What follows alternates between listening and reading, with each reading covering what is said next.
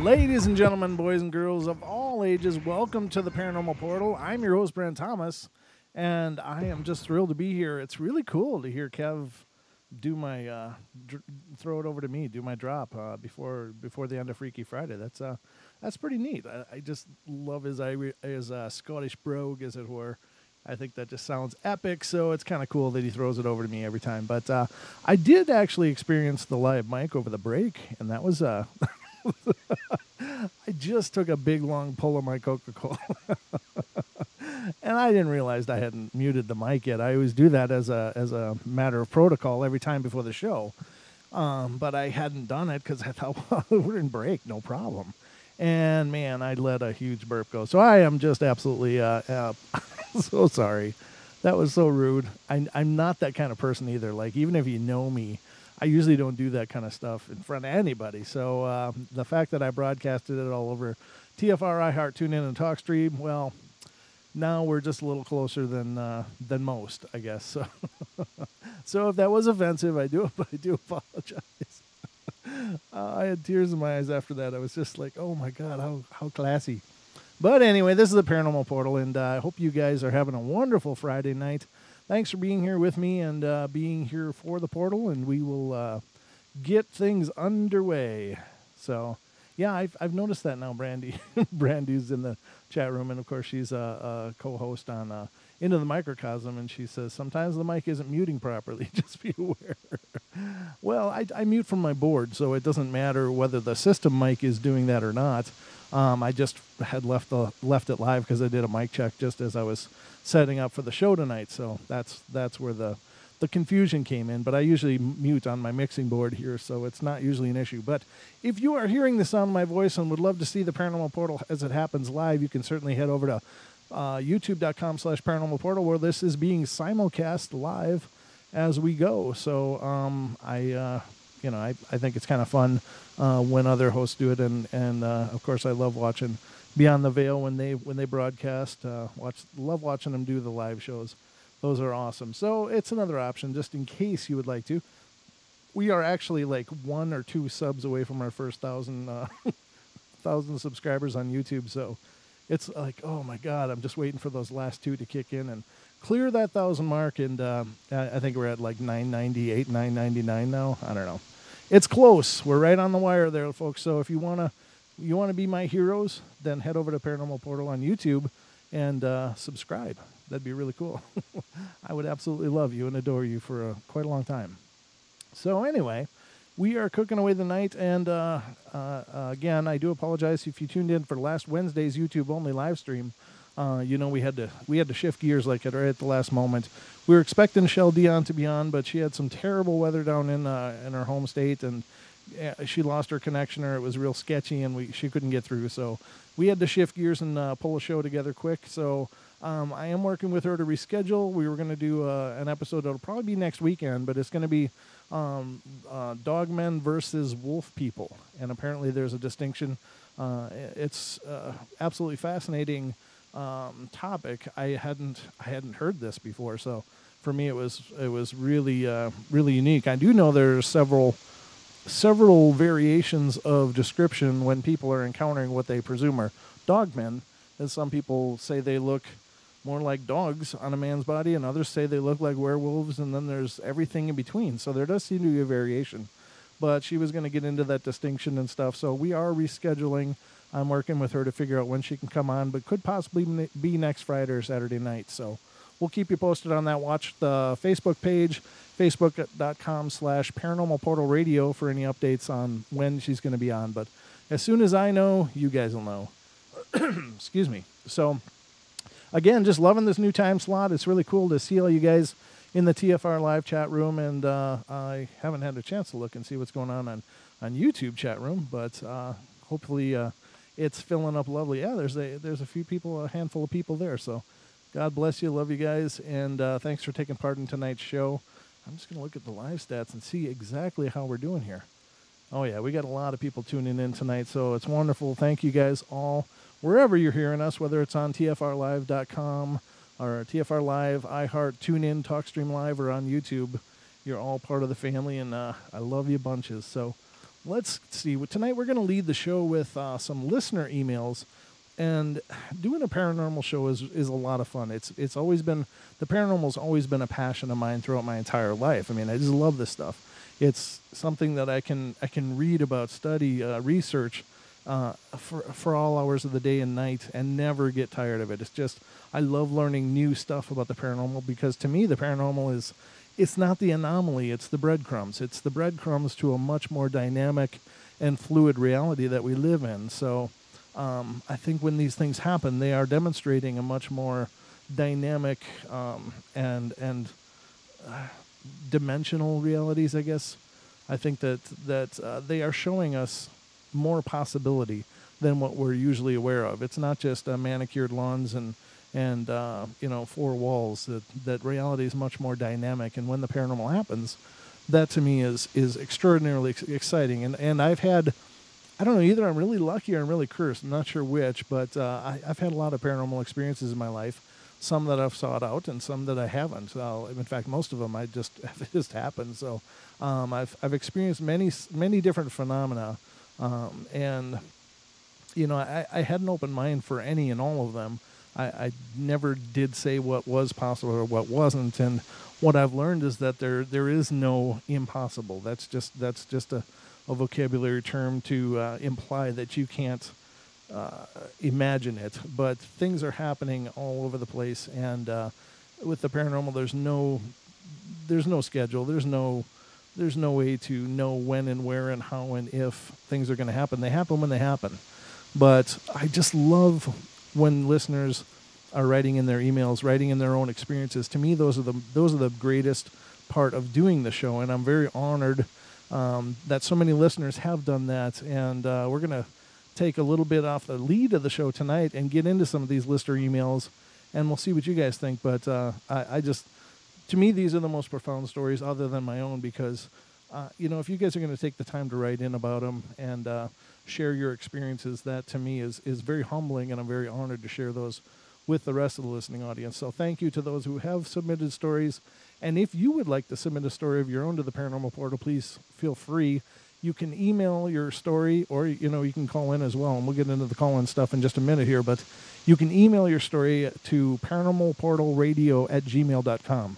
Again, paranormalportalradio@gmail.com. So feel free to write in any of your own experiences, and I'll be thrilled to share them. And please let me know in your email whether you want to be identified or not.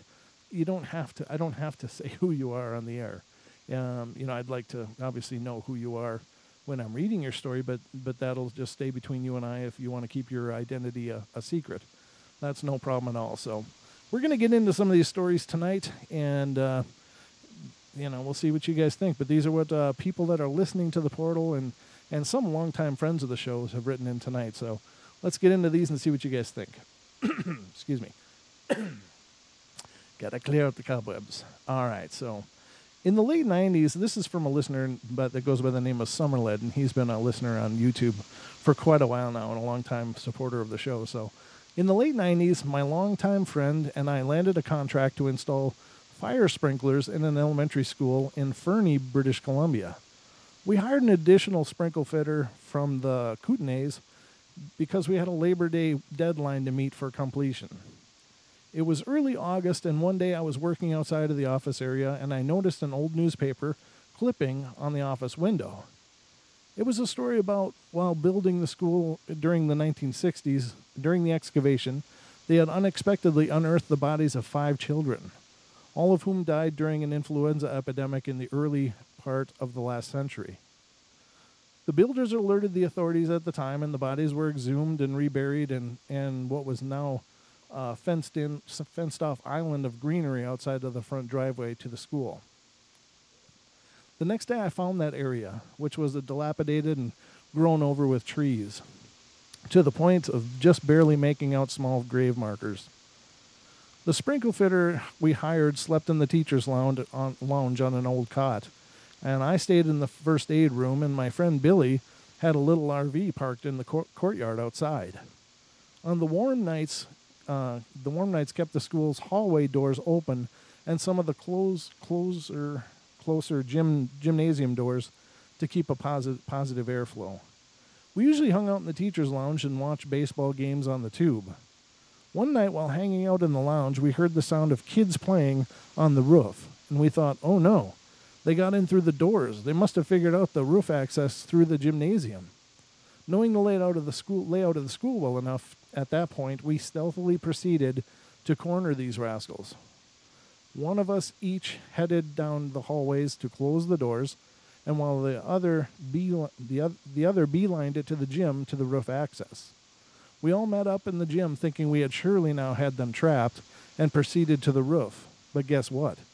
Nobody was on the roof. The sound of pitter-patter on the roof carried into the night, and I heard them continuously and eventually dozed off. The next morning, my friend Billy was white as a ghost, stating he was haunted all night. He blamed me for summoning these kids and said that his last night in the courtyard. He said that it was his last night in the courtyard. He bunked with the other worker in the teacher's lounge and never slept in his RV for the remainder of that job. I didn't think these poor kids' spirits were malevolent at all, being the victims that they were, but I decided to do a cursory sweetgrass and sage burning ritual, then spread a salt perimeter around the teacher's lounge, just to calm things down a bit. I believe those kids liked it there, especially during the months classes were on. And I still have a t-shirt with the school's name and insignia on it, so if anyone out there wants to go investigate, just let me know.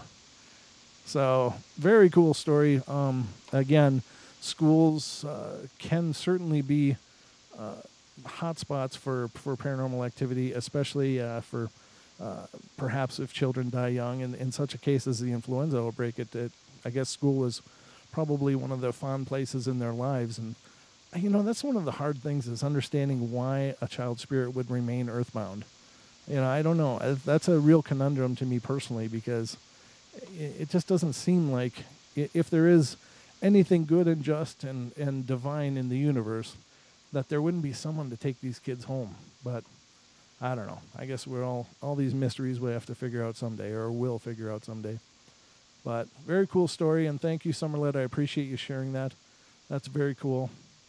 Now, the next one is from a listener by the name of Mellow J. Crow. And so let's get into this one. Crazy story of a poltergeist down the street of a cemetery where satanic rituals took place in Victoria, British Columbia. Documented in a book called Michelle Remembers, the street that this incident occurred on is mentioned by name in the book. I can't remember it offhand, but it's easily researched, I'm sure anyways. In my uncle's house, my uncle's a bit of a card. He's a fisherman, so he tells lots of stories. You know what I mean. Some tales are over the top. I was 15, and me and my mom and my mom, dad, and sis were out in Victoria staying with my uncle on vacation. We were all getting settled after a long trip, adults having drinks, me and uncle finally getting around to talking, and he tells me to watch out for the ghost. I say, what? He says there's ghosts and spirits in the house. I don't remember the exact words, but I remember laughing and telling him he was just being my uncle, just trying to be funny. He said, no, things will just move from time to time. Just be nice to it. I laughed and went on to visit with other family. 2 days later, family group wants to go shopping. I've never been a fan of them all, and I decline. They all leave, and I'm in the house alone, late morning, early afternoon, bright, beautiful day out, and I'm into sports, so I'm watching the highlights. I thought it was like, what the hell is that word? Highlights. House has 2 levels. Downstairs is mostly open. Upstairs, 6 rooms, including bathroom and storage room. It gets warm in Victoria in the summer, so windows are all closed, and it's air conditioning most places. I'm in the basement watching TV. I know I'm alone. I hear footsteps upstairs, not faint, heavy footsteps. I get up, go upstairs to look around, nothing. I say it's just my imagination. I go downstairs. I go back downstairs, rather. A few minutes pass, footsteps again, clear as day. It's all hardwood floors, and nobody should be walking up there. I go upstairs, and now I am searching closets and looking under beds, nothing. Back downstairs, and there it is again.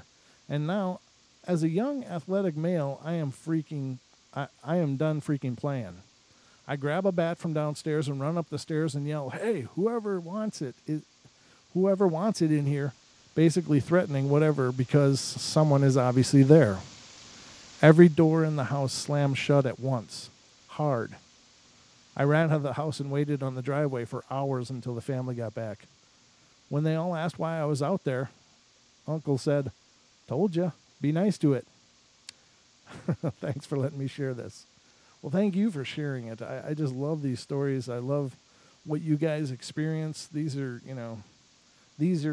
first reports to me. I mean, these are just really cool. And then I got another long one.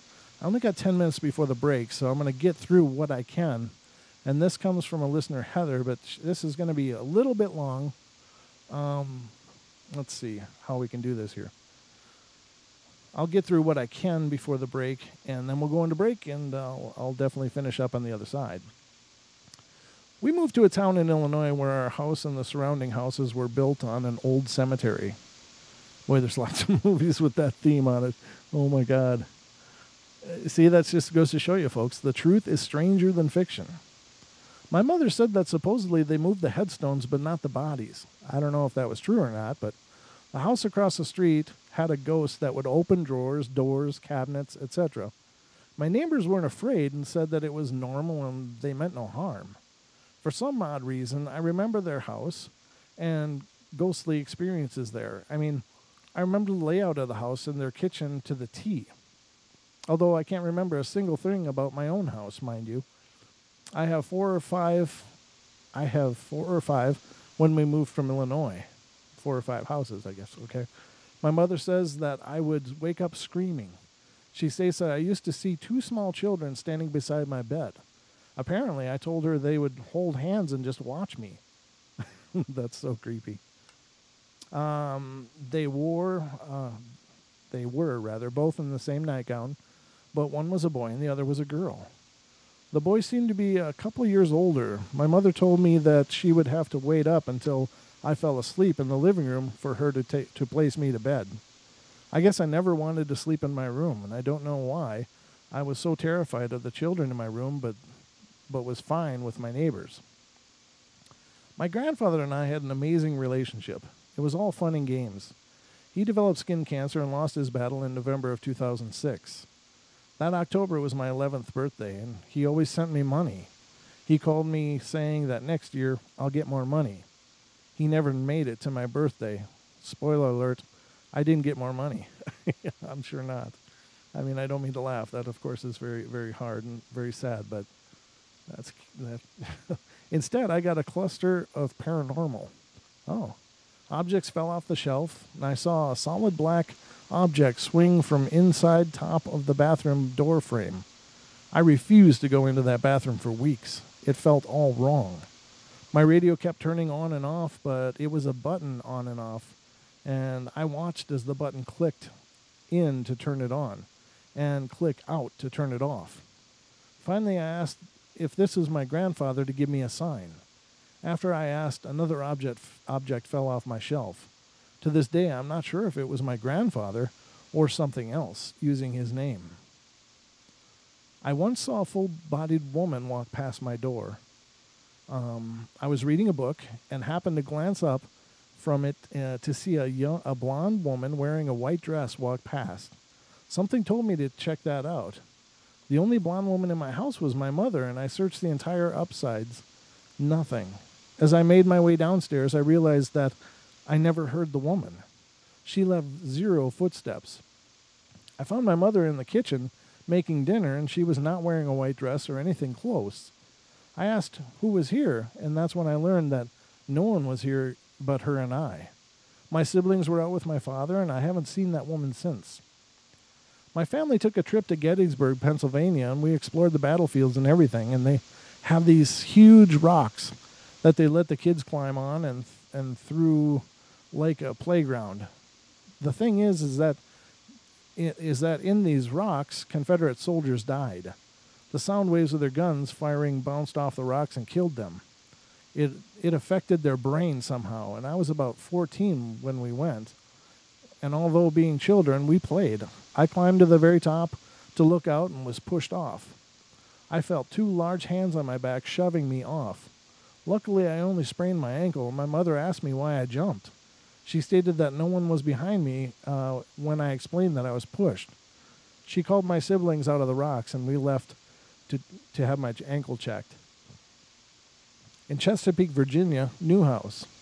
Only one of the other owners before us, and I was 15 years old. My room was the FROG, finished room over garage, frog. It was on the other side of the house as the rest of the bedrooms, and this house had so much paranormal activity. My sister reported seeing children playing 1 second and then none the next. My mother saw black shadows moving around. This house was the house that I finally decided that I needed to first debunk, then panic. The attic was attached to my room, and I used to pop open all the time. It used to pop open all the time, and I debunked that to air pressure, although there were things that I could not explain. I was sitting on my stairs. I had my own stairs, and one day I felt a pressure on my leg, and when I looked down, I saw my skin sink in as if something had poked me. That was the first time I truly saw something paranormal could affect my body. I had doubts with Gettysburg, but this I could not explain away. I panicked.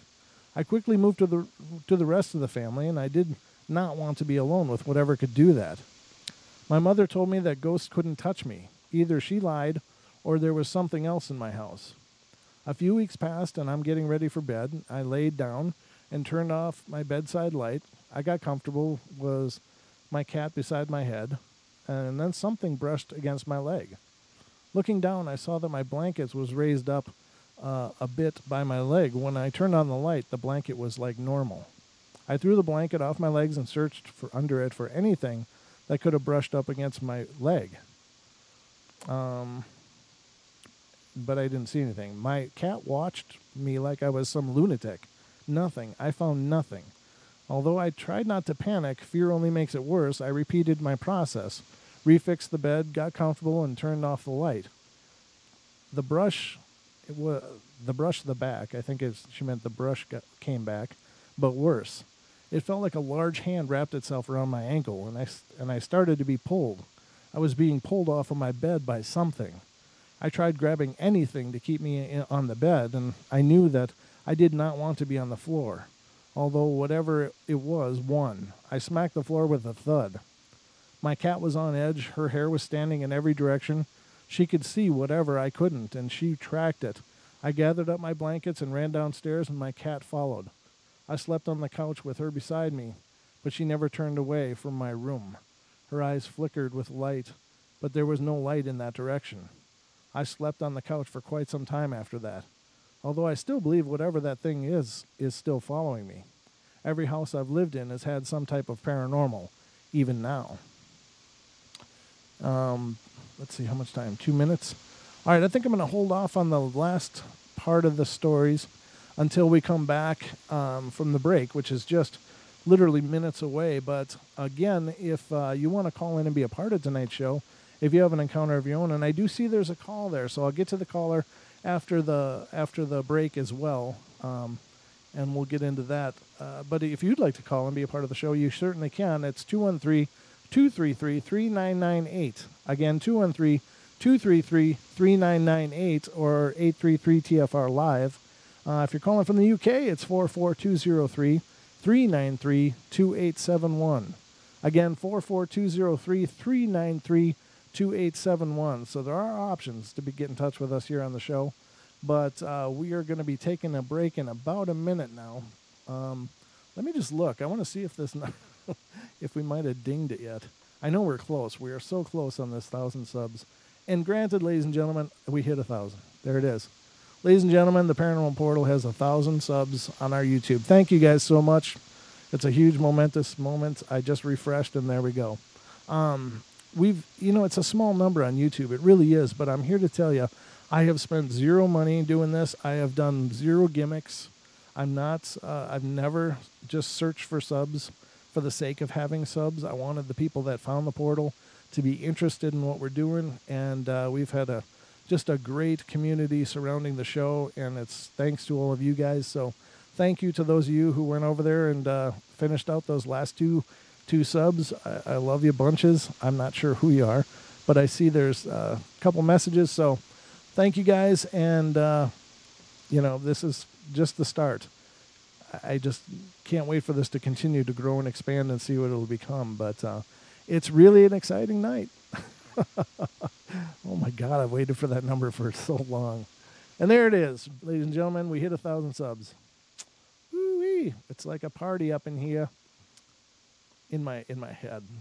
It is. It's a scary place in here also. But we're going to go to break, ladies and gentlemen, so don't go away, and we'll be right back in just a couple minutes for more of the Paranormal Portal. We'll be right back.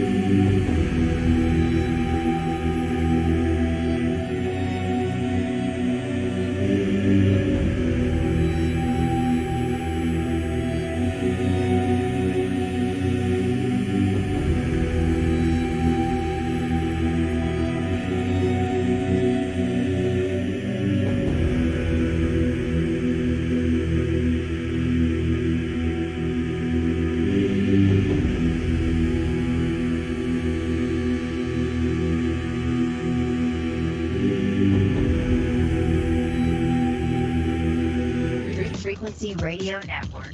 No hate, no hype, no fear.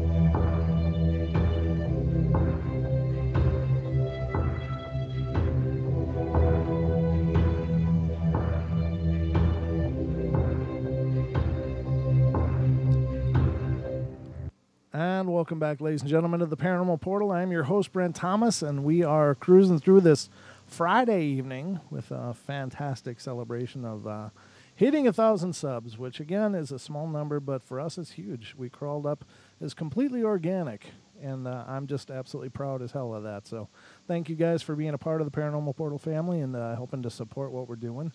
I just just got this message on YouTube to enable Super Chat.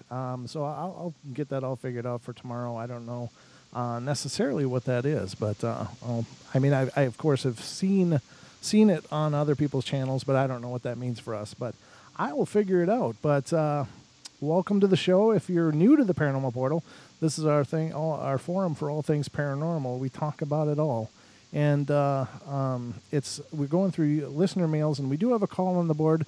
I'm going to get to that call just as soon as I can, but I just got to finish up this email. We're going through listener emails for the first segment, and I only got a little bit left here. So, all right. So the next part is moving back to Auburn, and this is, again, an email submitted by listener Heather. And now they're back in Illinois, and she says, I wake up with nightmares. Vivid nightmares. I'm a weird type of dreamer. Not quite a lucid dreamer, but I don't have nightmares. I recognize that it isn't real, and I change it. I don't have nightmares. Now I wake up in cold sweats. The first time I had woken up my partner from his sleep, he had to shake me awake from this nightmare. Once I was awake, I shot up in a sitting position and blinked.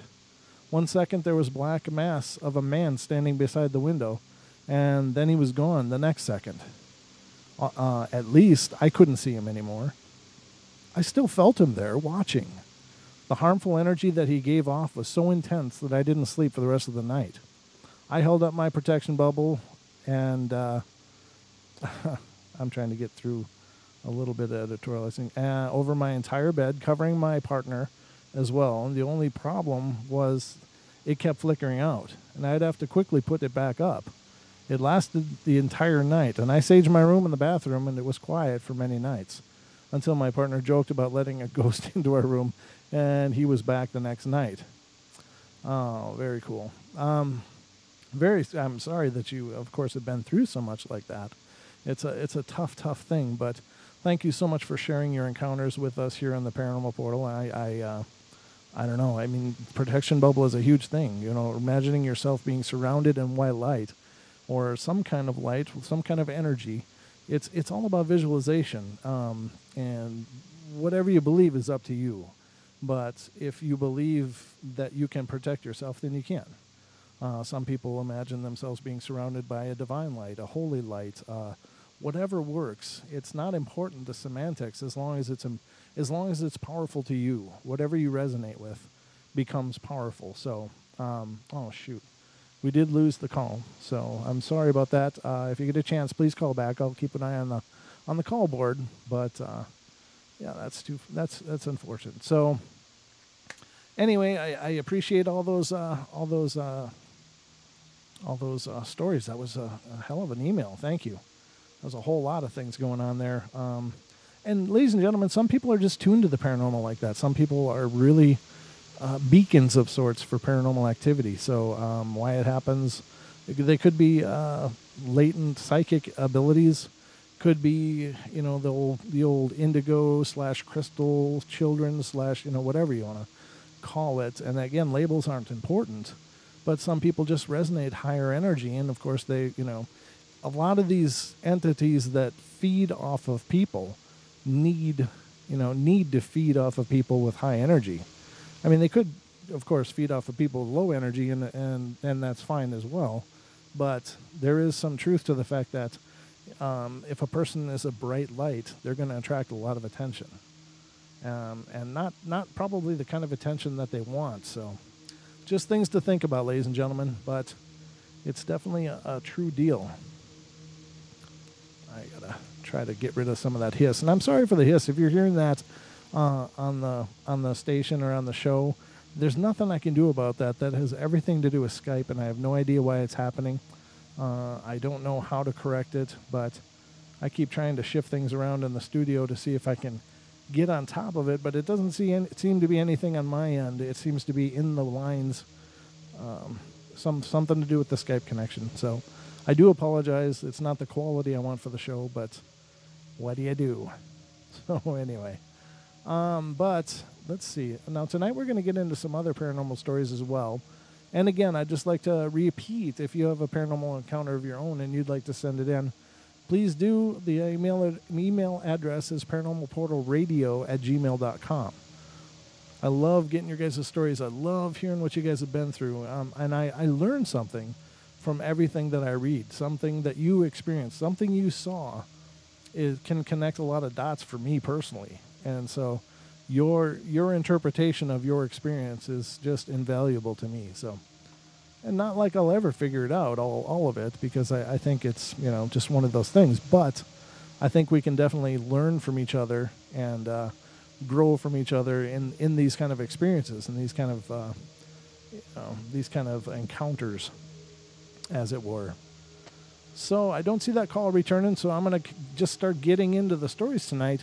Some of these paranormal stories from all over the place. And, ladies and gentlemen, on the show, we've talked about every kind of phenomenon there is, and we'll talk about them all again and again and again, because, again, nobody has all the answers. But the one thing about the paranormal is that it just happens when it happens. There doesn't seem to be any rhyme or reason. There doesn't seem to be any specific triggers for any one event. There may very well be, but it's in a kind of physics that we probably just don't understand yet.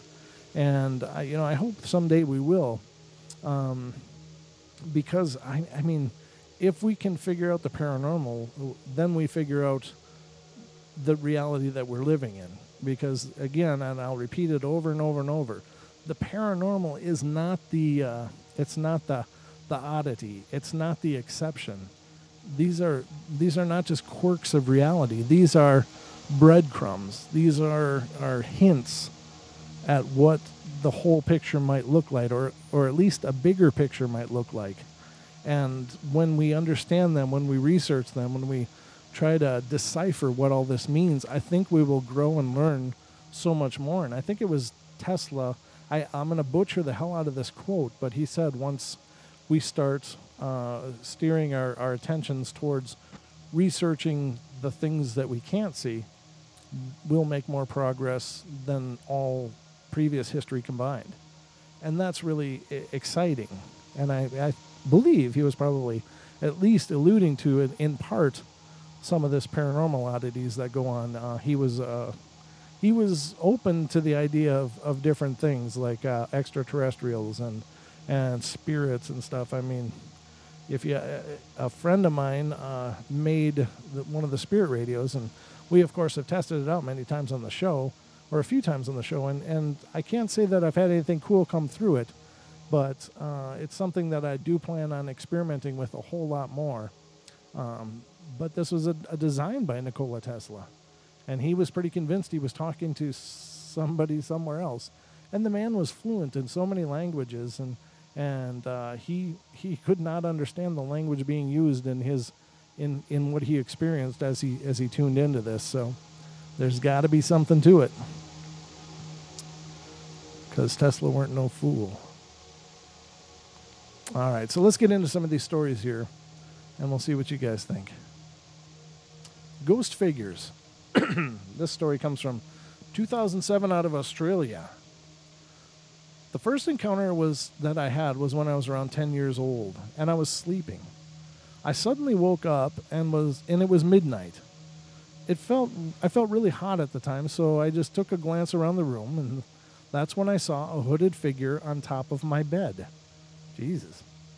I was terrified, so I just peeked through the blanket so I wouldn't get noticed, and I also felt its heavy weight, like someone else was sleeping on my bed.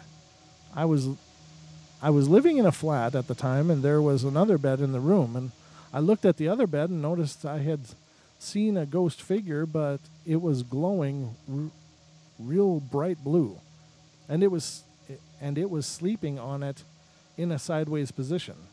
I decided to move very slowly in the left position so I can ignore and forget about the situation, and I did a little praying so it can go away.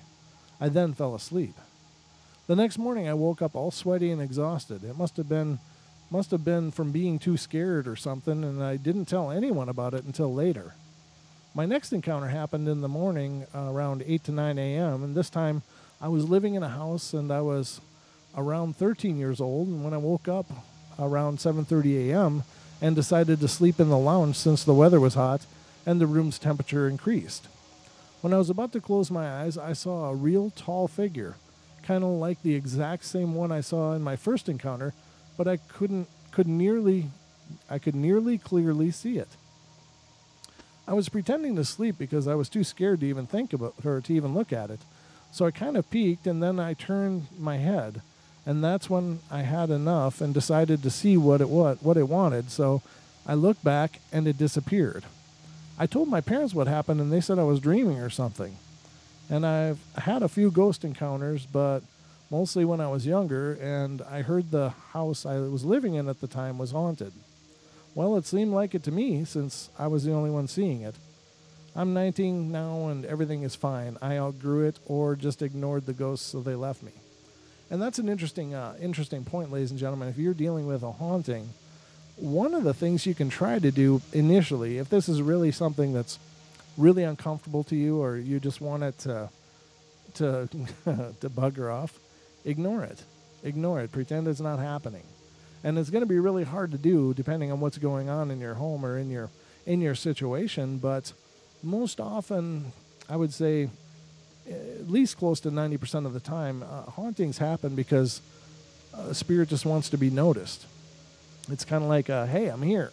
I'm here. You're walking all around me. You're walking through me. I'm here. And if you continue to ignore it, probably the spirit's going to lose interest because it does have to expend quite a bit of energy, I would think, and theoretically, to make these haunting events happen. So if you can ignore it, a lot of times it will just subside and just cease altogether. Another option that you have is to address it.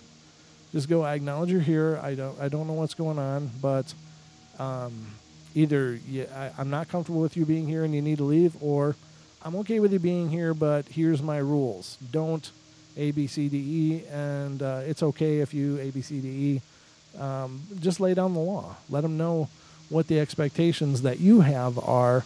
A lot of spirits that are left behind, that are lingering, most of them were people at one point, and they're not necessarily irrational. They're just still present for some reason. It might be they have things to work through. They might have issues. They might be looking after somebody. They might be looking after you. I don't know. They might be just lingering to keep an eye on you. But let them know what you're comfortable with. Let them know what you're not comfortable with.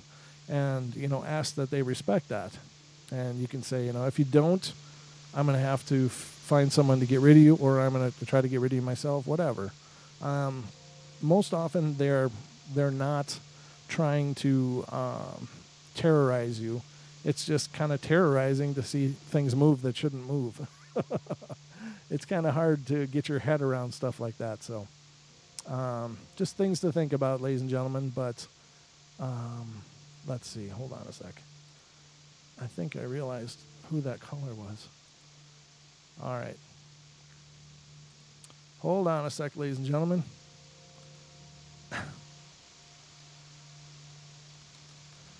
I just got to send a message here quick. Okay, sorry about that. But those are some options. You're always have the ability to stay in control of a situation, even when it appears that you're not in control. Now, one thing you don't do, and this is kind of Ghost 101, and the reason I'm going over this is because I assume we have more newer listeners with this new time slot. If you're having a paranormal experience, the worst thing you can do is be afraid. And it's one of those things that you're going to have to figure out how to not be afraid as best you can. But it's if it is indeed a negative entity, it wants you to be afraid, because fear is a surrender. When you fear, your aura weakens. You are basically acknowledging that something has control over your comfort, over you. So surrendering to that fear is never going to be a positive thing. Even if it is terrifying, you have to try to fight to stay in control. You have to stay in control of yourself. You have to stay in control of your situation, because it's going to try to weaken you if it is a negative entity, if it is a demonic, or it is some other negative type of manifestation. It's going to try to weaken you because it wants something from you, whether it's possession, whether it's oppression, whether it's just to feed off of your fear. There's many different kinds of entities. And if they are a negative entity, they want you to be afraid. When you are afraid, they are empowered. They gain power over the situation, over the house, over the dwelling by your fear. So do not surrender to your fear. It's okay to feel fear, but it's more important that you claim that, and that you reassert yourself and just get really, really determined. Because to be afraid is to surrender, and to surrender means that you are allowing something to have control over you. And that's never going to turn out well if it is a negative entity. So it doesn't mean that you have to be strong enough to kick it out. It just means that you have to stay in control of yourself. And if you can't get rid of it yourself, get somebody there that can get rid of it. But fear is never going to be a good thing. So always stay in control. But just things to think about. Let's get to a different story here. Apparently that wasn't the case. I thought it was. All right. Sorry about that. There we go. The next one is I couldn't move. I couldn't move. And ladies and gentlemen, if you've listened to the Portal before, you know that normally I'm joined by my co-host and good friend Don Longbeard, but he is not able to make these Friday nights as it is now. He's trying to shuffle his schedule around, but hopefully he'll be able to figure out how to get here and be a part of these Friday shows as well. But in the meantime, you're stuck with me. God bless you. All right, so this one's called I Couldn't Move. I know other people that have experienced what I have, so I'll just share my story. I grew up in this old house in Linwood, California. It was pretty creepy at times, especially if you were alone. My mom was a good Christian woman, and she always told me if I ever felt something meaning like an evil spirit, just rebuke it in the name of Jesus. I must have been about 15 years old, and now I'm 27. And I had woken up in the middle of the night, and I couldn't go back to sleep. So I just kind of stared into the darkness. But then I just closed my eyes for a moment, and I started to lose feeling from my feet to the top of my body. I was awake, and I was scared to open my eyes.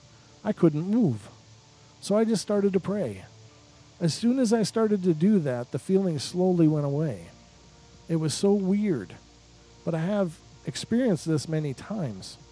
My sister swears that someone in the same room what I was sleeping in pulled her blankets off of her. Also, one time I was home alone. It must have been around 11 a.m. because my mom was at work and I was home.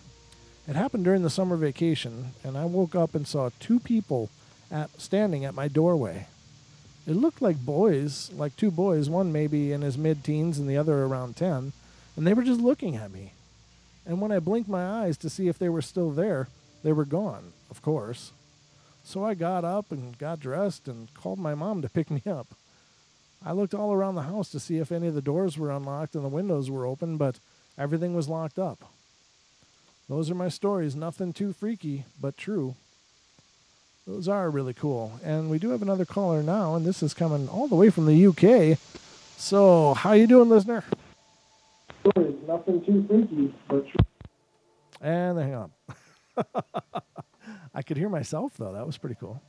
Someone from the UK just called in, but maybe they were looking for the listener line. If you're looking for the listener line, I don't know what that number is. Oh, listener. 641-793-7117. If you're looking for the listener line, that is it. So, and if you tried to get through and got cut off for some reason, please feel free to call back. All right, so getting on to the next story. Let's see what we got here. Ghostly encounters.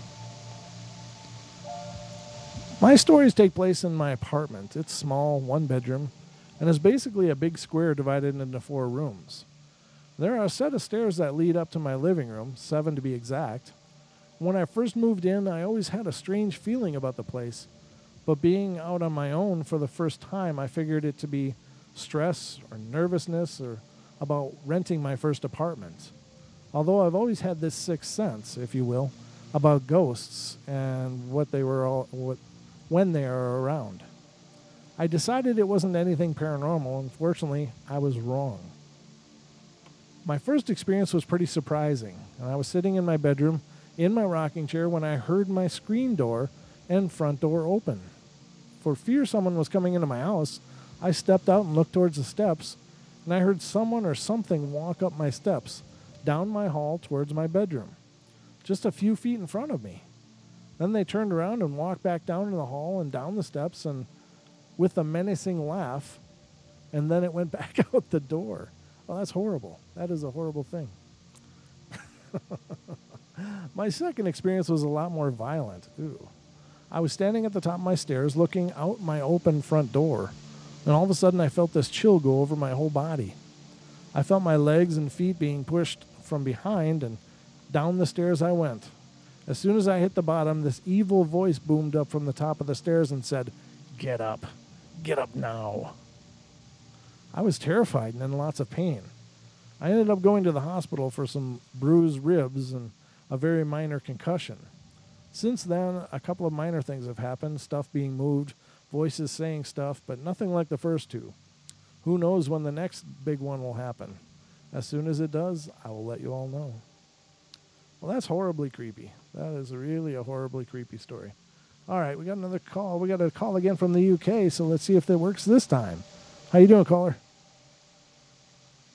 Hello, is that me? It is you. How you doing? Hello. Oh, hi, Brent. Hey, how you doing? Good. I'm doing wonderful. How are you?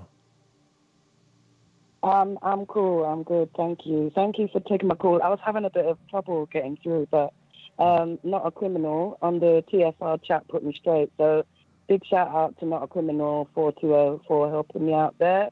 Nice. Yeah, it's just me. It's me. Yeah, Not a Criminal. Yeah, anyway, listen, Brent, I don't mean to change the course of the subject matter because, you know, you're talking about paranormal experiences. But for me, I've had an experience. And you know what? For me, it was paranormal. But it's not quite the same thing with regard to entities and things like that, although I've got a few things like that have occurred with me. But that's not what I want to talk about tonight. Go ahead. Yeah, sorry, go ahead, Ben. Sorry. I'm sorry. I was going to say something. I'm sorry. Hello? I'm just having a little bit of trouble hearing you. You're loud and everything, but it's just kind of muffled, and I don't know why it's so muffly, but... Oh, okay. Is that any clearer? That's much better. Thank you. Okay. So yeah, I'm coming through now, clear to you. Yeah. Yes, it's perfect now. You know what it is, right, Brent? It's probably my UK London accent is probably throwing you a little bit. Oh no, I mean I love the accent. It's awesome. It's just that it sounded so muffled before, like it was like this, you know, like you were talking through a blanket or something. Okay. That's perfect. Oh right. Well. Yeah, okay, brilliant. Good. Well, as I said, I'm kind of going to steer it in a different direction. But as I said, the experience that I had, it was paranormal for me. It was just weird. Anyway, what it was, right, about 20 years ago, myself and some friends, we went to a poetry concert. It was like a festival, and one of her friends, one of her friends was going to speak at on stage at this poetry event, which was in South Bank, London, so it's right in the heart of London, in this park, and it was broad daylight. All right, so I'm just setting the scene here for you. Anyway, so we're coming into the park, and we're just sort of milling around, because the events hadn't started on stage yet. And I don't know what it was, but something caught my eye, and I looked up in the sky. This was broad daylight. It was a perfect blue sky, no chemtrails, nothing like that. Perfect blue. We're talking about 15 or 20 years ago. Anyway, as I looked up, lo and behold, there in front of me, clear as day, was a UFO. I mean, that's all I can describe it as. But the story gets even stranger because... Right, let me describe first of all the first UFO that I saw, right? Because as I was looking up to the left of my eye, it kind of was like a hamburger shape. Uh-huh. It was clear as day. It was very, very high up. So if you can visualize a hamburger, quite a thick hamburger shape. So that was the shape it was. Sure. Right? That kind of roundness and that. And it was white, almost silvery, like silvery white. I don't know if you can kind of visualize that color. Sure. Yep. But it was really high up. Yeah. So that was that, right? So the next strange thing, right? I'm looking up in the sky, and I alert my friends. I was like, "Oh my goodness!" Can you see that, Jill? So can you my hold friend's name is Jill. I said, "Can you see that?" I'm sorry. Can you hold the line while we take a break? Oh, we're on the break. Yeah. Sorry. Okay, no problem. All right, we'll be right back, ladies and gentlemen. Don't go away. We'll finish this call and find out what else she experienced here on the Paranormal Portal. Thank you. Without the hate, hype, and fear.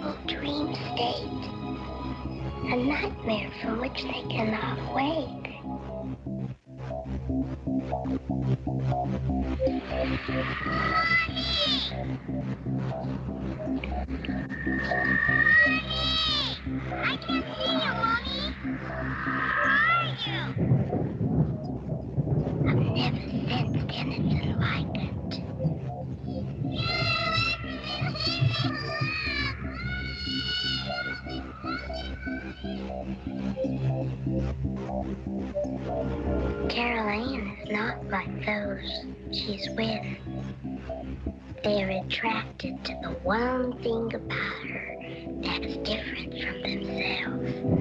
Her life force. It is very strong. It gives off its own illumination. It is a light that implies life and memory of love and home and earthly pleasures. Something they desperately desire, but can't have anymore. Right now, she's the closest thing to that. Poltergeists are usually associated with an individual. Hauntings seem to be connected with an area. A house, usually. Poltergeist disturbances are of fairly short duration, perhaps a couple of months. Hauntings can go on for years.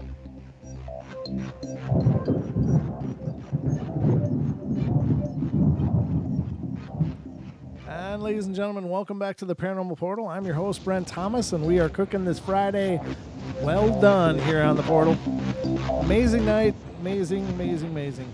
And, of course, we're being joined right now by our caller from all the way from the UK. So you just saw your UFO, and I can't wait to hear what else is happening. Okay, well, anyway, so my friend, at that moment, she had her daughter with her, and her daughter had a bike, and she was young. Okay, so I think she was kind of learning. But anyway, at that particular moment when I noticed this UFO, her daughter had an accident. She fell off the bike, right? So there was all this sort of, rush to her aid, and there was a toilet nearby, and so they all rushed off. But me, I just stood where I was because I was absolutely mesmerized. But before my friend disappeared in that, in all the Ferrari of her daughter falling off the bike and going to patch her up, Sure. I said, Jill, can you see that in the sky? And she's like, yeah, I can see it, Michelle. But then she had to rush off to the toilet. So I stayed where I was. Now, I just, I'm looking around me, and it's like no one else was really paying any attention. It's like, for me, this is major. And it's like everybody's just milling around like nothing's going on. But anyway, I see this guy, he's just sunbathing, waiting for the poetry thing to start out. And I said to him, hello. I said, excuse me, love. I said, can you see that in the sky? So he's looking, he's like, yeah, it's a UFO. And that was it. Wow. And it was like no big deal. And then he went back to sunbathing, and that was the end of that. And I was like, what is wrong with this dude? What is wrong with everybody else? Why is no one making up a fuss? I'm just I can't believe what I'm seeing. Next thing I noticed, right, I look up now to the right of my eye, so in the complete opposite direction of the hamburger-shaped UFO, which is to the left, extreme left of my eye. And then all of a sudden now, there's this cigar-shaped one. Oh, wow. I was like, you've got to be kidding me. I was like, what is going on? Yeah. I just could not believe it, right? And again, it was that same white, silvery kind of gleam.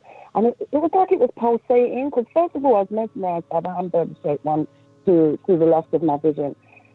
And I was watching it, and I got a bit scared because I felt like all of a sudden, I don't know if I was freaking paranoid, right? But I just felt like all of a sudden it was tuning into me. Right. I was like, I'm trying to break my attention here. I don't want to kind of get too deep with this. But I did notice while I was watching it that it was pulsating, and there was no sound. Right, and then as I say, get sidetracked now again by this cigar-shaped one to the right, and then I'm looking at it and I'm thinking, am I going mad? What is going on? And why is nobody reacting? That's bizarre. So anyway, I'm watching this thing. Yeah. It was bizarre. The behavior of the people was bizarre, right? It's probably like I'm the only one there, apart from the guy sunbathing that noticed it. And he weren't too fussed by it. I don't know what's wrong with people, Right? So anyway, must be the fluoride. I'm just perplexed by this now. Yeah. Right? And all of a sudden, this cigar-shaped one, it started moving towards the hamburger-shaped one. And it was moving really slowly, but it was definitely moving in that direction. It was moving towards the hamburger-shaped one to the extreme left of my vision.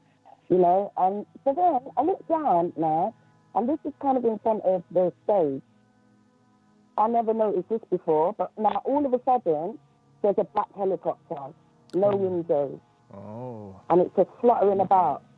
It's just fluttering around, you know, but this is at a level that is, you know, you can see it's a helicopter, you know. It's probably, I was thinking my first initial thought was it's just surveying the area because, you know, there's a lot of people about the festival, la, la, la, people and I am things, you know, Big Brother and all of that.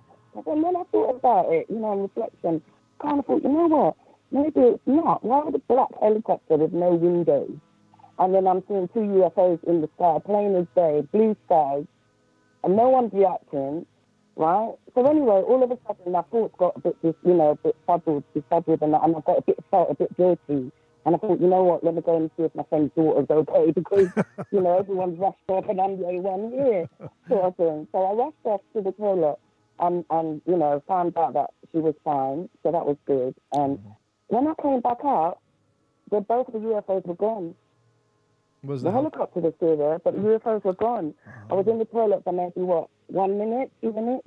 Right. Just make sure everything was all right with the baby in the back. And, yeah, that's all it took. By the time I come back out, they were gone. And so years later, you know, I had to ask my friend Jill. I was like, Jill, do you remember that day? Because I really had to question the way people reacted, and there was no reaction from anyone. If I was hallucinating or something, you know, but I clearly wasn't, because that guy, he definitely said, yes, UFO, and just and carried on like it was nothing. Wow. You know, and so I asked my friend Jill, and just said to me, yeah, she saw it. So I wasn't hallucinating. It was real. Yeah. That was a real phenomenon then. And that's just shocking that people were more interested in waiting for the poetry to start than to check out a UFO. It's like, it's just unbelievable. How much fluoride is in the water over there? No, but you know what it shows me there, Brent? It shows me that people are asleep, man. Even when it's right in front of their faces. People want to live in denial. They just don't want to face up to reality, to certain things. We don't live in a flipping, I don't know what you would call it, you know, a one-dimensional world. Right, yeah. You know? It's tragic, really. That, to me, it's just tragic. It is. Not to appreciate the absolute wonder of that moment and go, wow, there it is right there.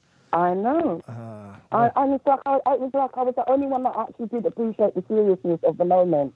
Yeah. Of how awesome, how big it was. Wow. And you know what? I had a really another odd experience another time. Sorry to take up your airtime, but I'll make it sound really quick. Right? One time, I was on my way back. Again, I was in central London. I was on my way back on a coach full of people from somewhere, day trip or something like that. And I'm coming through London, right? And once again, I think it was kind of post 9/11, so I was kind of really, you know, vigilant when it came to looking at planes in the skies. I was just fascinated with them post 9/11, right? And I couldn't believe what my eyes were seeing that day either, because clear as day, right? Because it seemed the part of central London that we were driving to must have been a fly-through, you know, like where the planes were going over on a regular basis. And that was what I was watching. That's what I was observing. That's what sort of caught my attention. It's like, oh, these planes are down there, la, la, la. So I'm looking at that, you know, as we're going along. We're in a traffic jam. I'm kind of, you know, still just observing, you know, the route, because there's clearly a route there the planes are following. And I'm seeing them on a regular basis going over. All of a sudden, like then, one just stopped mid-air, and I was like, no, that can't be right. To my knowledge and recollection, planes cannot remain stationary in the sky. No, that's not a physical possibility. But no, lo and behold, like the UFOs, there it was, right? It was not moving. And I was in a traffic jam, and I had my eye on this thing for ages. I was watching it for a good period of time. And so, once again, to get confirmation, right, I sort of like nudged a couple of mates on the coach, like, is it me, right? Or can you see that plane? You see that plane up there? You know, is that stationary? Is that not moving? Wow. And I was like, oh yeah, no, that plane's not moving. You know, and so they at least acknowledged it, you know, and I said to them, it kind of got up a little bit of a discussion. I said, is that possible? Is that like physically possible? Can planes remain stationary? You know, and that a little bit of a discussion sort of continued from that, you know. Right. But the pain was there forever, Brent, for ages. And it was only until the traffic started moving again, and it came out of my IV. I had my IV on it the whole time. And the whole time I had my IV on it, it didn't move. That was a long period of time. That's one and of those. Now, Brent, tell me, for the record, to your knowledge, can planes remain stationary in the sky? No, not normally. That's a glitch in the matrix kind of moment. Yeah, for sure. So this is what I mean. I've had some paranormal experiences, man. I tell you. Yeah. Oh boy. Anyway, I just thought I'd just let the guys know. That was it. It was just a few, oh my goodness moments. You know, is this really happening? But yeah, it just proves there is a different, you know, there's a different dimension definitely going on to our world. You know, definitely. Oh man, and I can't believe the people that don't get chemtrails. You just see a plain as day right in front of your eyes these days, and people are still denying. So there you go. That's the kind of world we're living in. People love their denial. They love their comfort zone. They love it. Yeah, I know, and they love the four walls. They love the manicured lawn. They love knowing what every week is going to bring, and that's like their security. And I don't know. I can't live in that world.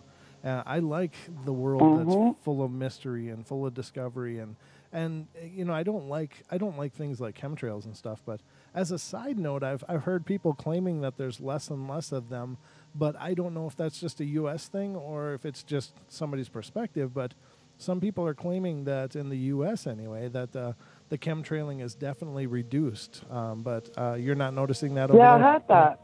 Okay. Yeah, in the UK, I noticed it over the summer. Remember now, we haven't had a good proper hot summer where you got proper sunshine for long periods of time. For a long time, we haven't had that. And the summer, it was definitely reduced. But I can definitely say that since the sun has decided to put his hat on and go back home wherever he comes from, yeah, basically the chemtrails are back up on, you know, they're back up there in the skies. So I think whoever's controlling that situation, you know, they decided to let Britain, UK, London, have a summer for once. And, you know, then back to the programme once they decided we'd had enough summer. Do you know what I mean? That's my take on it. Yeah, you're probably right. I mean, your take is just as valid as anybody's for sure. But thank you so much for calling in and being a part of the show. It's awesome. Oh, you're welcome, Brent. And thank you for taking my call. Much appreciated. Oh, anytime. Call in whenever you like. I'll always love to hear what you got to say. Okay then, Brent. Take care. Have a good rest of the show, yeah? Take care. Bye Thank now. you. See ya. Very cool. Very cool. Ladies and gentlemen, and just the part that's absolutely humbling is that there's, you know, the idea that there's people all over listening to the portal. That to me is just, it just makes me feel so warm and fuzzy. I don't know. I'm just like, oh, that's wonderful. People in UK are listening to me. Wow. I don't know. It's a great thing. The portal is an amazing thing. So, and you guys have all made it great. And thank you for your submissions, whether it's by phone or emails. You guys make every show just an absolute adventure and absolutely wonderful. So let's continue on our journey. Let's see. I just want to make sure I'm not missing anything else. I don't believe I am. I think we're good. So I'm going to get to the next story. All right. This one's called Ghostly Encounters, and this comes from 2007 in Kentucky. Excuse me. My stories take place in my apartment. It's small, one bedroom, and basically a big square divided into 4 rooms. There are a set of stairs that lead up to my living room, 7 to be exact, and when I first moved in, I always had a strange feeling about the place. But being out of my own for the first time, I figured it to be the stress and nervousness about renting my first apartment. Although I've always had this sixth sense, if you will, about ghosts, and when they are around... wait, did I already read this? I swear to God, I've already read this. I did read this. Derp. Hey, welcome to the Rookie Hour. I Can See You is the next story. I already read that one. How stupid is that? All right. Sorry about that. You know, I've been doing this for only a year. You'd think I know what the hell I was doing. All right, the next one. I Can See You. Excuse me. I've never believed in ghosts, and I've always been skeptical, and I've read about sleep paralysis causing all sorts of weird things, and think that some people make things up, but my story isn't flashy. It doesn't involve moving objects or ghostly figures. but something happened to me the other night that has made me believe. I'm an intelligent person, and I know what I experienced was unlike anything I've ever heard before. It cannot be explained by any external factor or by any sleep paralysis because I wasn't asleep. Could it be my mind? Possibly.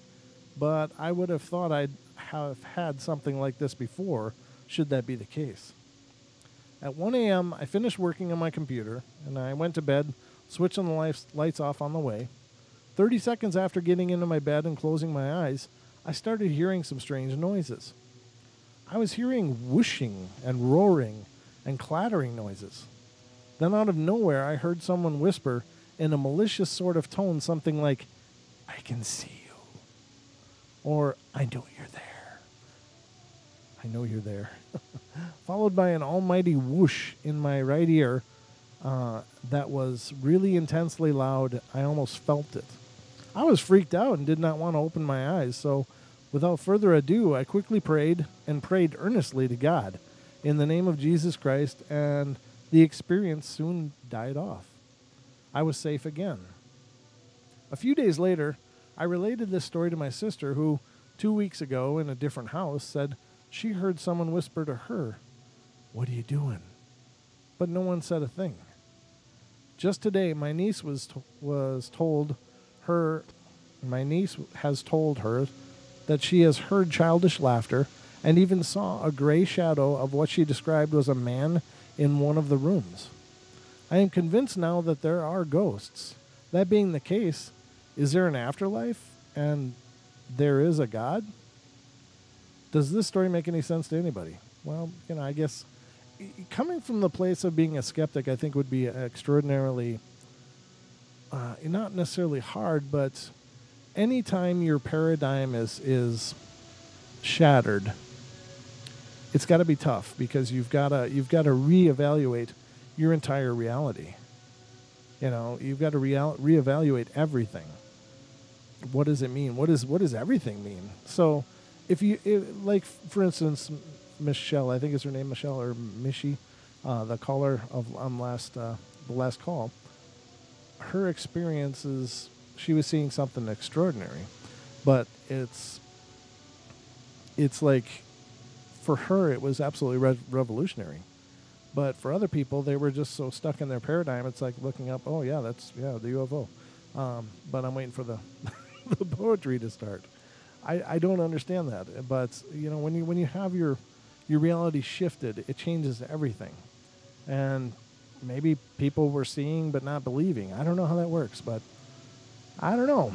We'll figure it out. But we do have another caller, so let's get to the board here and find out what Miss Diane is up to tonight. Hi, Diane. You're on the air. Hey, what's up? Hello, Para family. Loves and hugs to everybody. How you doing? Oh, geez. Yeah. We used to see my dad. Okay, I thought I'd just tell. My dad was also psychic. He had prophetic dreams, and he was into the Casey stuff and the ARE and all that. And he had piles of Fate magazines around. So instead of, it was kind of funny, instead of porn, my dad hid Fate magazines for my mom. He was into it was really weird because my mother didn't like them. She was afraid of that stuff, and it was kind of funny. But of course, I would find them, and so I actually read a whole lot about that stuff when I was younger, and it explained. I'm really glad that it existed because it explained so much of what I saw as a kid. I would have these dreams that would recur, and it was so weird. I would have a dream about what was going to happen the next day, and then when it would start happening, I wouldn't know whether I was dreaming or whether it really was the next day. Wow. And that's cool. Weird stuff like that, and I think I even mentioned before how I had this lady that would come into my room on the moonlight every full moon, and other weird things. I mean, it was not a normal, I don't think really a normal existence, but you couldn't talk about it, see. And it's funny how many people I find that they really do believe in it, but if you mention it outright, they'll go, oh, you're crazy, oh, no, like flying saucers or abductions or ghosts or whatever. Oh, no, that's crazy talk, no. But then they'll either get drunk or something and it'll all come out, right? I've had that happen. Sure. I've been sitting with people and all of a sudden it's where just about everybody's had these, sure. Right? Oh, but everybody's afraid to talk about it. I think so. I think that's true. I think that's true. I think most of us have had these experiences, but I think people just shuffle them away because they don't know how to process them, and so they just bury them. Right. What do you do with it? Right. If it's not acceptable, well, then what do you do with it? Yeah, it's true. I mean, I would have, as a kid, I remember I would have people come and sit down to me and then disappear. Sit down next to me, talk to me a little bit, and disappear. Mm-hmm. And I just, as a kid, when I was younger, it was like, oh, well, that's just what some people do. Try and tell somebody about that, right? Yeah. And then if you are religious, you get this added extra bonus of people trying to save your soul because you saw something or because something happened to you. Right. Some of them are like, oh, it's a gift from God. It's a toss-up as to whether they're going to decide you've got a gift from God or you're possessed. You never know. Right. They can't decide sometimes which one of them. It depends on their mood at the time. So either they'll deify you or lynch you, try to, But it's weird. No, it's weird. It's like, the healing thing, it was interesting. I was watching a movie about a girl who always knew she had healing since she was young, and she used to just put her hands on where her friend had pains, and the pains would go away. And was just so matter of fact until somebody called it up and called on it, like, hey, what are you doing? Oh, well, I'm just healing, so the pain goes away. Well, what's that all about and everything? And it's like, well, as a kid, you kind of learn you're kind of powerless. Mm-hmm. In some respects. I mean, right. You can have all kinds of things happen to you as a kid. So you kind of learn to shut the heck up right. Sometimes and just not say anything. And in this way, we police ourselves. Nobody has to police us because we do it to each other. So very true. I think, that's the importance of shows like this. Is that this is a place where it's absolutely allowed to come in and tell your story. Right. So just want to thank you for that, and congratulations on breaking a grand. That's right. We're so happy. We're all so happy. I just looked, and we just hit 1,003, so we're at 3 over now. It's just amazing. We were waiting for you to see it. We were all in the chat room going, wonder when he'll notice. I've just been watching that thing like a hawk. He hasn't noticed it. All day. I was up here at video editing throughout the day, and as I was also working on some other projects. But I was up here, and I look, and it was like, oh, it was yesterday. It was aggravating because it went to 996 down to 994. I was like, no.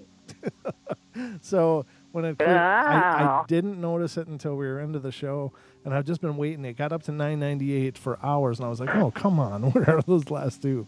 And then it hit. So it was really cool to be those on the air. Those last two people, where are they? Yeah, exactly. It was really cool to be. It. Right. I think we did. Yeah. We willed it into an existence. And again, as far as YouTube numbers, it's a very modest number, but I'm very proud of it because we've done it organically. We've done it. The people that are finding us and subscribing are actually interested in what we're doing. It's not a number crunch where, people get, 50,000 subs mm-hmm. and it's like 49,383 that don't care what you're doing, So I'm really proud of that number. Or half of those are somebody's aliases. Well, and that could be too, and that I attribute that actually. I see that too. Sometimes. Right, I attribute that to be some of the where I see the numbers dropping. Is when YouTube's crunching accounts. And unfortunately, some people are losing their accounts when they're very legitimate, and I don't know. There's a lot of weirdness going on as far as social media and stuff is concerned. But it's just a happy night for me. I'm just really thrilled. So, thank you for being a part of it, Diane. Yes. I'm a social medium. Well, you are. That's an awesome word. You should get a T-shirt made. But we'll be right back, ladies and gentlemen. We're going to go to break here. Thank you for your call, Diane. Really appreciate hearing from you. Okay, see ya. Night. See ya. All right, we're going to be back in just a couple minutes here for more of the Paranormal Portal. Actually, the last half hour, so don't go away.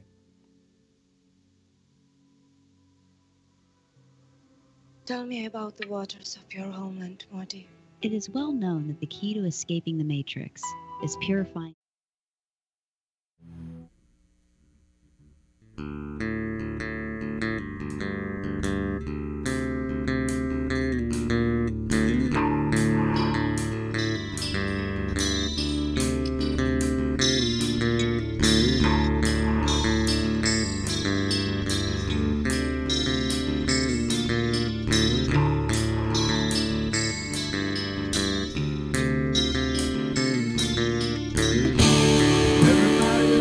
Play their games. Everybody loves to place their bets.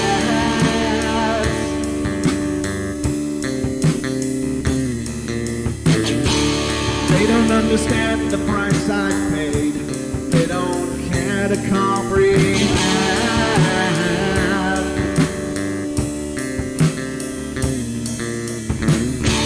Trace their lines upon my body, ripping scars across my heart.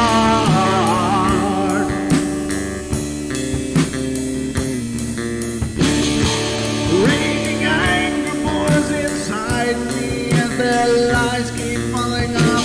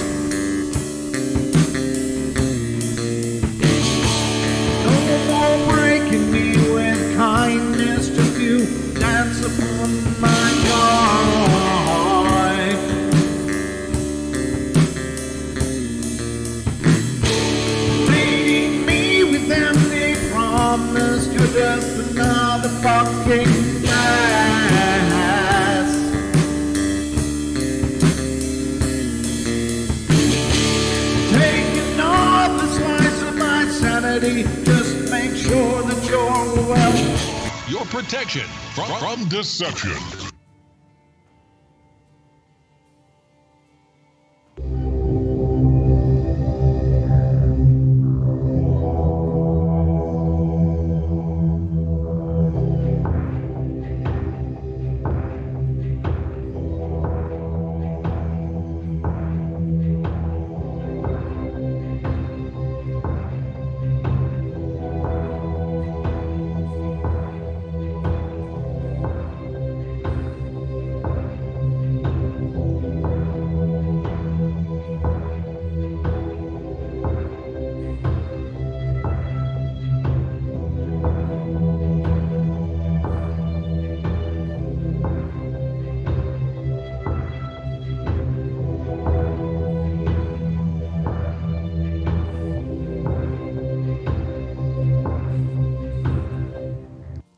And welcome back, ladies and gentlemen, to the last half hour of our show tonight. My God, it's gone fast.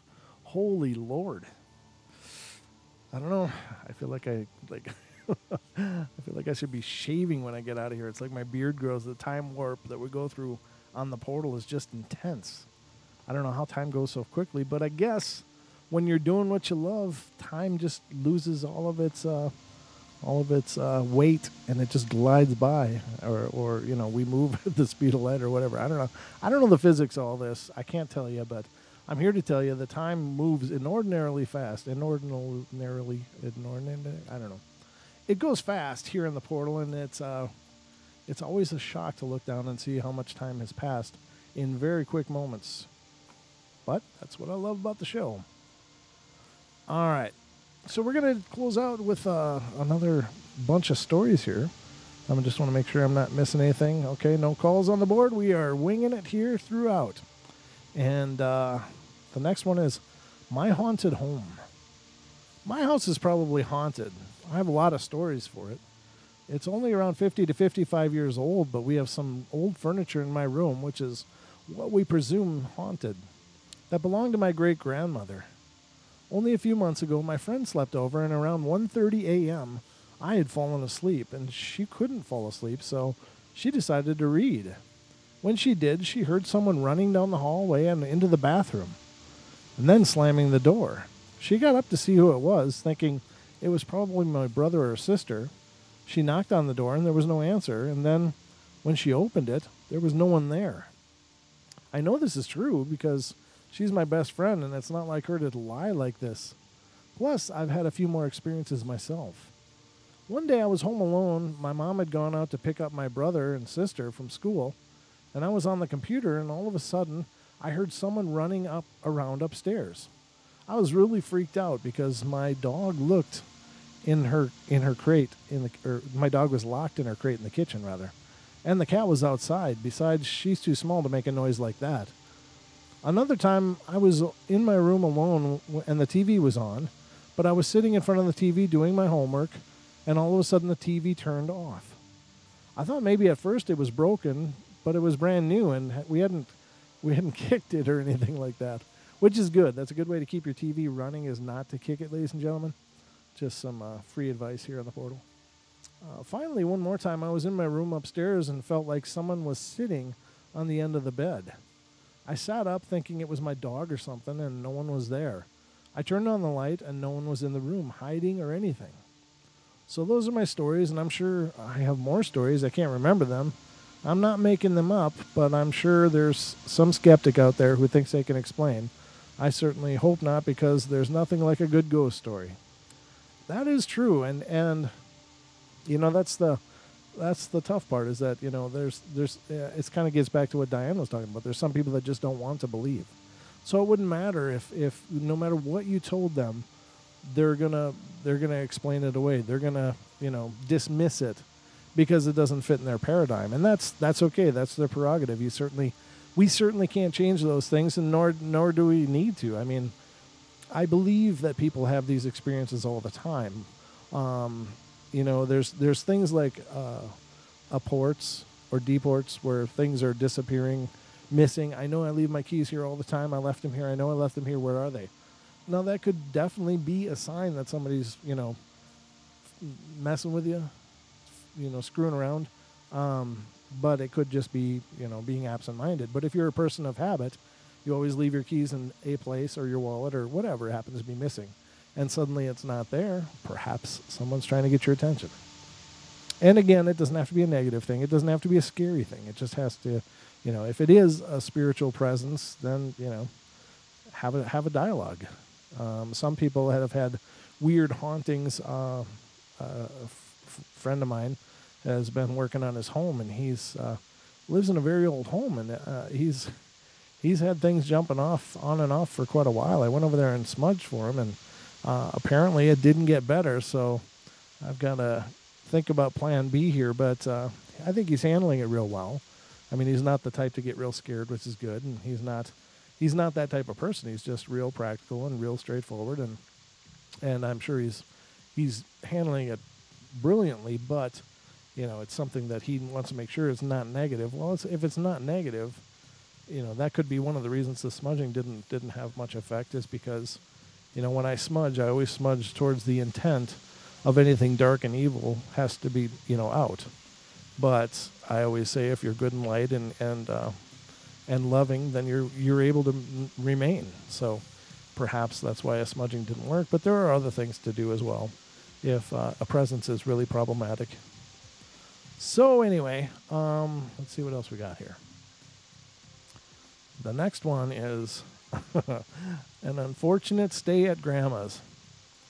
Now, I did want to reference from that last story. Again, the person said they had great-grandmother's furniture in their room. And that certainly can be a source of some haunting and some paranormal activity, depending on the story of the furniture, what it was exposed to. But objects do absorb psychic energy. They do absorb spiritual energy. There can be attachments from an entity to items. If y'all ever watch those paranormal shows like The Haunted Collector, John Zaffis, who is the nephew of Ed and Lorraine Warren, The Haunted Collector is his show, and the show was based around the idea that you go into a house and you find a haunted object, you remove it, and it can make some terrible hauntings really subside. And it seemed like they had some great success.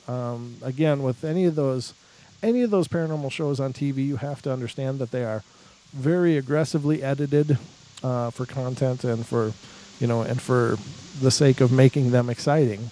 So it's hard to really put together what happened in any investigation when it's crunched into a quick 40 minutes of little bites of sound and video. So I don't know, but according to what they say on the show and what I've researched on my own, it seemed like they did pretty well with that approach, that there were items that had some kind of an attachment or binding to them, and by removing items, that can do it. Well, if you're into yard sailing, if you're into thrift sailing or antiques or whatever, those are always the risk that you run as far as potentially introducing some kind of presence to your home or your area by bringing them into your house. And so it's always, if you are a person that chooses to do that, and that's great. I do a lot of that myself. I love antique stores. I love antique items. I love old items.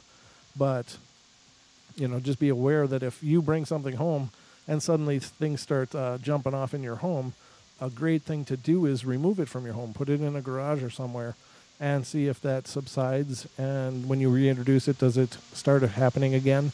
And if so, you may have to cleanse that item or have it bound or whatever. There are certainly many things that can be done with that. But, there are many things that can introduce a haunting, and some people handle them, some people don't. So, all right.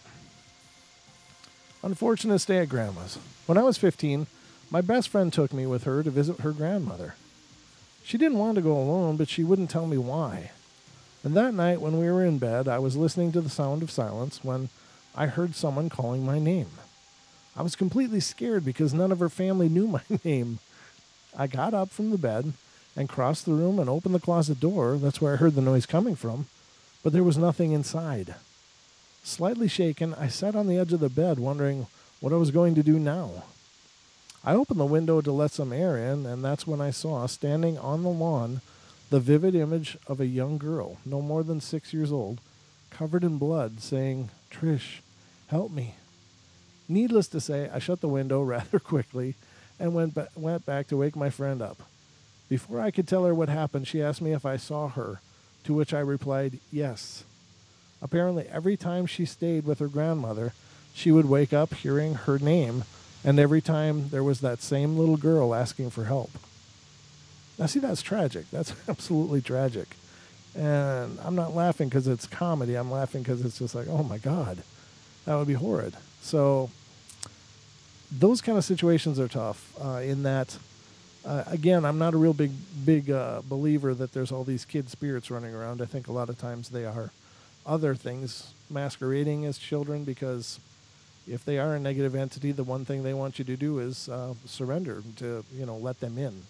And if you're at all a decent person, if you're at all normal, and especially if you're a parent yourself, if you see a child that's desperately in need of help, the one thing we're almost genetically programmed to do is, oh my God, how can I help you? Let me help you. And so many stories in the paranormal start out with this little girl ghost, this little child ghost, and then they go wrong. They go absolutely wrong. And they get scratches, and then they get possessed, and then, your fridge is flying across the kitchen. It just never goes well. So it's always like a big red flag for me personally, is the little kid spirit. It's like, But maybe that's just me. I don't know. And I've shared that many times on the show. I have been told by psychics and people that I very, very much respect, and that there are indeed children spirits around. I'm sure that that's true, but I think that more often than not, I believe that they are something else. And I think that's a pretty good rule of thumb anyway, to assume it's something else until we can prove it's not. So always keep your guard up, ladies and gentlemen. That's just my 2 cents. All right, the next one. The spoon collection. Now this gets into another collection item. Again, items and objects can be seriously problematic. Let me check the call board here quick. Nope, we're good to go. Excuse me. Have you ever been contacted by someone who crossed? Someone on the other side? I have, and I believe all of us have. Some simply recognize the contact, some choose to rationalize the contact, and some do not even notice the contact. Read my story. It's not easy to rationalize or ignore it. Indeed, for me, it's impossible for me to do so. So here's the story. On January 4th, 2003, my husband and I were returning from a couple days of play. It was late and dark, and we were talking nonstop as we always did. And when there was nothing else to say, we drove towards home. The subject of crossing over and death had come up, and I had lost 5 relatives in the preceding 13 months. And we talked about where they might be, what they might be, how they might be. Death conversations were never macabre with us. They just seemed natural and open and inquisitive. The night's exchange of ideas seemed a little more serious, but not scary. Serious, just interestingly serious. Ron and I had been married 40 years, less by about 3 weeks, and at some point in the discussion, we made a pact. The one of us who found ourselves first on the other side would attempt to contact the one left behind. A small concrete sign that life does indeed go on. That brief exchange of ideas and promises between 2 healthy adults with plans to live many, many more years resurfaced. Within a fortnight, and it was a surprise with surprising clarity. Hear my story. We traveled a lot, and whenever we went, we collected spoons. Over the last several years, we took 30 to 90-day trips. For our last year together, we rolled along in an Alpha Gold fifth wheel. We worked as camp hosts, birdied, hiked, built trails, went sightseeing, hit the casinos, and collected spoons. Ronnie died 9 days before we were to leave on a 30-day trip to Australia and New Zealand to celebrate our 40th anniversary. Anticipating the spoons we would collect had made the planning of it more intriguing. Our collection of spoons began in 1974 in Denver, Colorado, the first of many vacations we would share with Bets, my mother-in-law. She brought a spoon rack for me to display the spoons commemorating the sites we saw. Spoons from every ghost town, national monument, national park, restored fort, every place we visited graced that very first rack, and I guess the collection of spoons transfused our blood. Ronnie's more than mine. Over the years, he selected and purchased 8 more spoon racks with capacities varying from 12 to 48 and displayed them on our living room walls. Everywhere we went, we searched for the perfect spoon to perpetuate that specific spot in our minds. The one rule was never display any spoon unless we had visited the place. A rule set aside when Jessie, our granddaughter, brought us 3 from her European trip. Still, those spoons hung separately in a row, segregated from the ones saluting our incredible times together. During summer of 2002, Ron and I talked a lot about our spoons, and we wandered from place to place across the Midwest, from the Mall of America to Glacier National Park, and at every stop we bought another one. 21 in all, the most we had ever collected in 1 year. We relived our conversations, those times past, and already memorialized by spoons on the racks at home. We returned home November to place our new spoons on those racks and visualize the ones to come next year. Reservations were made at 2 Australian national parks, and there would be spoons from there, the casino in Melbourne, where we would spend our anniversary night and would offer a special spoon. Jesse told the innkeeper at the Tasmania bed and breakfast of our hobby, and he promised to have one ready. And she even convinced the horse ranch where she worked to have something to add to our collection. Let's see, I got 10 minutes. Good. About 5:30 in the morning of January 6, 2003, Ron and I walked our dog. We'd had a busy day. Me packed for Australia and Ron running errands for the office. Ron was more tired than usual, yet we both laughed, and he said, "Those grits at the office don't know when I'm retired, or they just don't care." About halfway into our 1.5-mile loop walk, he became lightheaded and sat down to rest a minute. I told him I would drive over to pick him up after I finished the walk, and Nikki and I continued down the trail. For about 250 yards, I saw he had crossed the creek and was walking towards the locked car. Why? I thought. I had the keys. Why didn't he wait for me? When I looked over again, he was lying on the ground. I raced towards him, thinking he must have tripped, or perhaps he was dizzy, lost his balance, and may have hurt a knee or an ankle. A couple reached him first. He was lucid, not in any pain. And I asked him why, and he said, "No, just very weak and lightheaded." I backed the car, and a couple helped him into it. He thanked them and was dead less than a full minute later. He never struggled, gasped for breath, or expressed any indication of pain. He simply stopped breathing. He was pronounced dead at arrival on the hospital. Based on what had happened, doctors speculated electrical imbalance, cardiovascular disease, a stroke, and in the end, the death certificate listed heart attack. No one asked to perform an autopsy. It didn't seem necessary. Certainly it did not to me. He was gone, and why or how didn't matter. I signed to donate his organs, and we had agreed long ago, and knew he would be pleased to know someone would see with his corneas, maybe the only usable donation. I was lost in a fog of disbelief, as were the kids, grandkids, and all the other people who loved him. Ronnie and I enjoyed being together and being married, and I could not get my mind around the thought of not having Ronnie next to me. Over the next few months in Deadwood, South Dakota, Ron and I became separated in one of those casinos. Ron and I became separated in one of those. Thinking I had left the building, he went down to the street, and when I realized he was gone, I panicked, consumed by an unreasonable fear of losing him. I dashed from building to building in search of him. He searched for me, and when we saw each other, I burst into tears and thought I felt foolish. I could not stop the tears of relief. He understood and held me for a minute. Maybe that was a precursor of things to come. The same horror and terror multiplied 1,000 and a million times devoured my spirit that Monday afternoon and grew to a massive hole in my heart 5 days later. Saturday morning, the day of the memorial service. Our kids, my brother John, who was to do the eulogy, my niece Peggy, sister-in-law Becky, and a couple of friends arrived early that morning for coffee and to prepare for our formal goodbyes.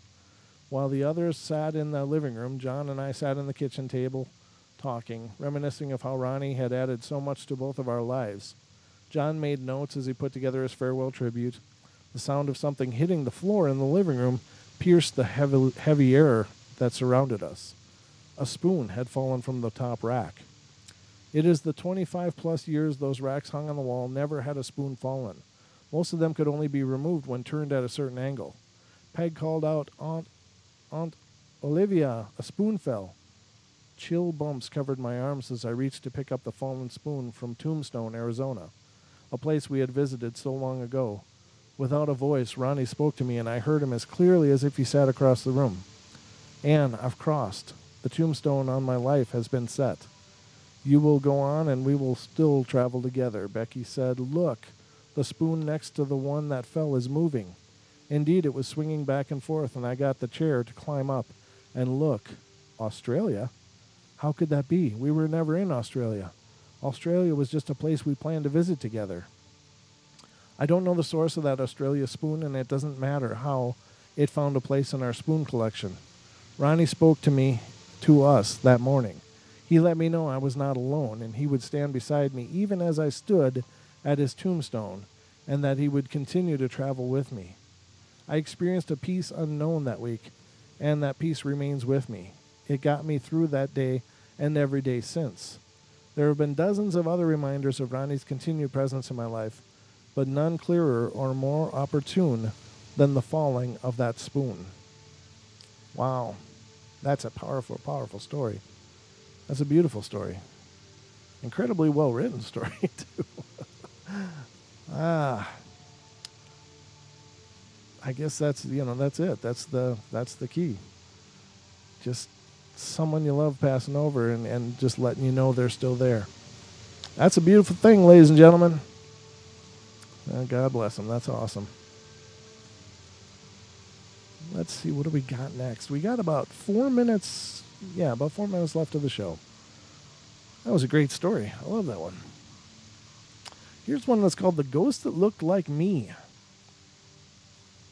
I would like to tell you guys a small story that happened years ago in Mumbai. And this is coming from India, 2007. I was about 9 years old at the time.